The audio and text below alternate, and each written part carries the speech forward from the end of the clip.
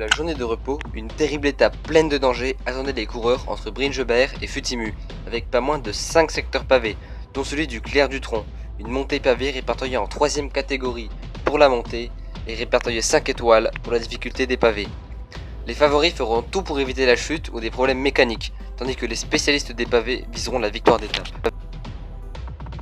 Alors, 3 coureurs habitués des pavés qui décident d'animer la course en s'échappant dès le début de l'étape.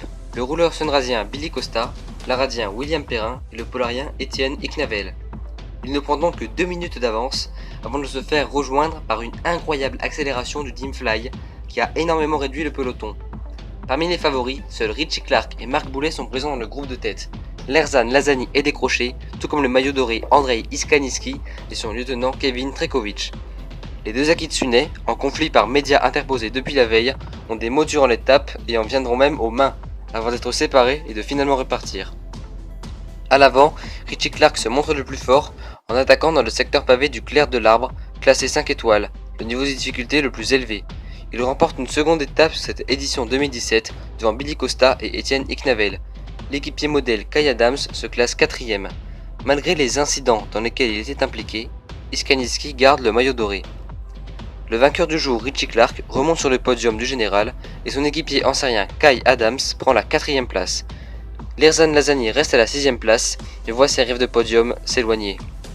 Malgré une nouvelle étape contrôlée de bout en bout, le Team Fly reste à la 2ème place du classement par équipe Guadalmart derrière les Cacharros Donzelé.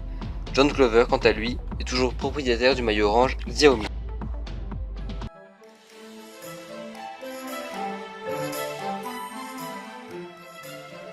Et c'est encore une fois César Dumas qui a remporté le défi de la caravane du Tour du Polaro de cette étape numéro 9 à Futimu.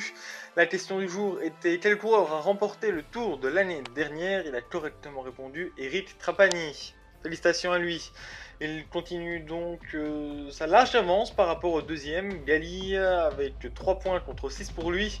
Sakuro est toujours 3ème avec 1 point.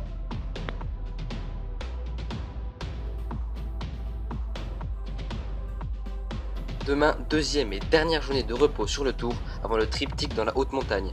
C'est là que la victoire au classement général se jouera, et ce dès après-demain lors des nombreux cols que les coureurs devront franchir entre Namolezo et Terouam. Mais encore une fois, la dernière ascension étant située loin de l'arrivée, les écarts ne devraient pas être trop creusés.